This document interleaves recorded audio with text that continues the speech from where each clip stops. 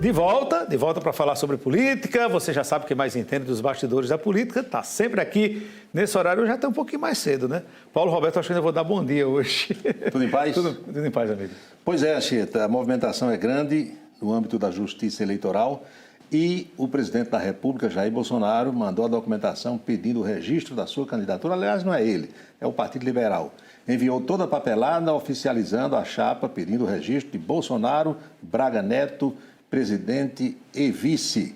A documentação começa a tramitar, acreditamos que não haverá maiores problemas. E aqui na Paraíba aparece já como registrado o governador do estado, João Azevedo. Sim. Também enviou sua documentação para o Tribunal Regional Eleitoral, tendo como vice Lucas Ribeiro e tendo como candidata ao Senado a deputada Poliana Dutra. O prazo é até o dia... Até 15. Até o dia 15. Uhum. E todo mundo está encaminhando e acreditamos que não haverá maiores problemas. Daqui a pouco, às 14 horas, o Supremo Tribunal Federal retoma o julgamento daquela história da possibilidade de retroatividade da lei da improbidade. Sim. Dá poesia, não dá para Ivanildo Villanova? Dá sim. Pois é. Para que o nosso telespectador entenda, é o seguinte, essa lei sofreu mudanças ano passado. E daqui para frente, alguns juristas dizem que dificilmente alguém vai ser punido por improbidade administrativa, porque haverá de ser provado o dolo, a intenção de botar no bolso dinheiro que não é seu. E isso é muito subjetivo. Alguém pode dizer, não, foi um erro formal, foi o secretário que não sabia como fazer, foi o contador, e dificilmente haverá condenação. Mas aí o que é que o pessoal quer? Quer que essa lei retroaja para, digamos, perdoar aqueles que já foram condenados por improbidade administrativa. Eis a questão.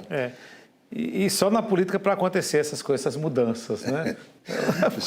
É interessante. E aí você sabe que nesse sistema aí, se a lei retroagir, realmente, se ela valer para quem já foi julgado, aí serão beneficiados figuras como Eduardo Cunha, como Roberto Jefferson e outras mais ou menos votadas, que querem se candidatar esse ano. Antony Garotinho, ex-governador do Rio de Janeiro.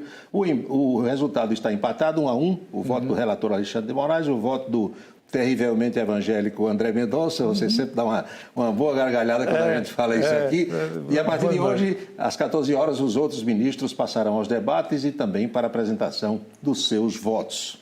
Olha outra coisa que chama a atenção. O Tribunal de Contas da União, TCU, revelou ontem, divulgou ontem, que vai enviar ao Tribunal Superior Eleitoral, como tem tribunal no Brasil, não é? Tem demais. Uma listazinha de vestibular de 67 mil nomes. Eita! Você lembra dos vestibulares antigos, se a gente lia na rádio? Passava o dia todo lendo. Exatamente. 67 mil nomes de agentes que tiveram suas contas rejeitadas, quer como prefeitos, como governadores, presidente de câmaras, secretários, ordenadores de despesas, 67 mil nomes. Em tese, ou pelo menos na teoria, esse pessoal se enquadraria na lei da ficha limpa para não poder se candidatar esse ano.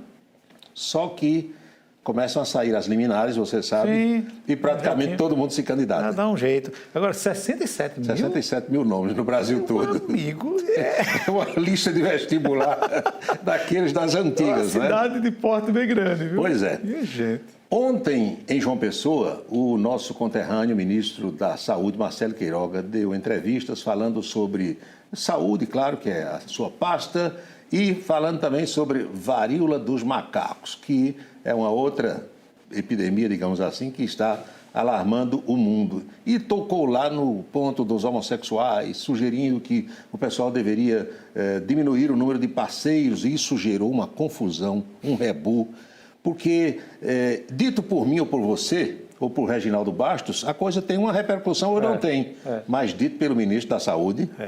repercute. Coisa complicada. Na imprensa mundial, inclusive.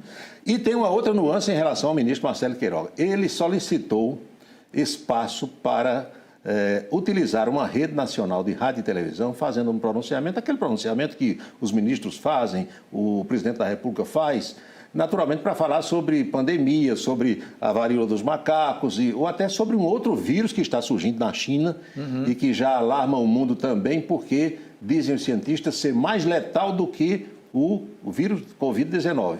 E aí sabe o que aconteceu? O ministro Edson Fachin, presidente do Tribunal Superior Eleitoral, vetou. Diz que Marcelo Queiroga não pode, nesse instante, utilizar a Rede Nacional de Rádio e Televisão, porque poderia fazer propaganda do governo. Imagina só a situação como é que está. Pois é, porque tem um tempo de propaganda vedada. Agora, há uma liberação, no caso, por exemplo, da saúde, se for uma de utilidade pública, um caso relevante.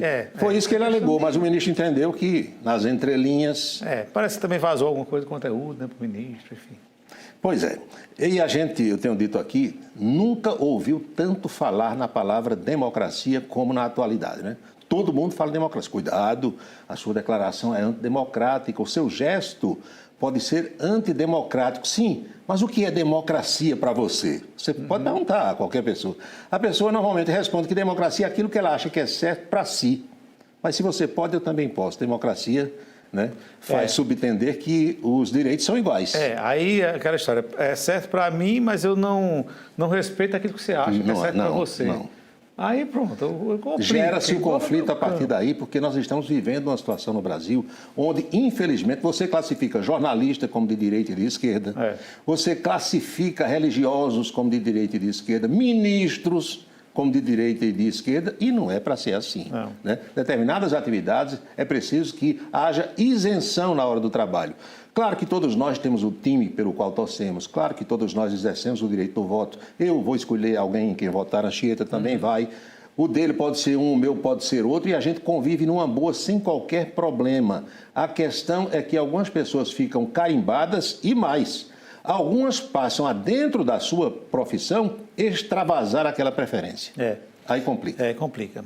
É bastante complicado. E tem profissão que você tem que ter esse equilíbrio mesmo. Equilíbrio, né? É verdade. Essa questão de você ter posições, de você ter preferências, eu sempre digo, por exemplo, essa questão de alguém dizer... eu nunca gostei desse tema da imparcialidade. Porque eu acho, no momento em que você começa a escrever qualquer coisa, eu já estou botando meu DNA ali. Exatamente. Você está escrevendo o que pensa. Não tem como é inevitável você botar ali. Agora, daí a você querer influenciar as outras pessoas. Aí é outra história, né? Isso é como, todos nós aqui já fomos estudantes e alguns ainda são, mas é como um professor chegar numa sala de aula e querer influenciar que todos os alunos pensem politicamente como ele. E não deve ser assim. Isso aqui não é democracia. Democracia é esse respeito. Ao pensamento. Exatamente. Eu penso de um jeito, você pensa do outro, e a gente convive numa boa e segue a vida. E em cima desse tema foi que o telespectador Walter Carneiro mandou a pergunta de hoje. Ele disse, olha, por que carta pela democracia agora? Temos aí uma carta assinada já por milhares de pessoas. Se a nossa Carta Magna de 88, a Constituição, já estabelece o que pode, o que não pode, o que deve e o que não deve. A gente vive o Brasil é um país de contrastes hoje, é cheio de contrastes, né? É complicado, tem hora que é difícil você entender.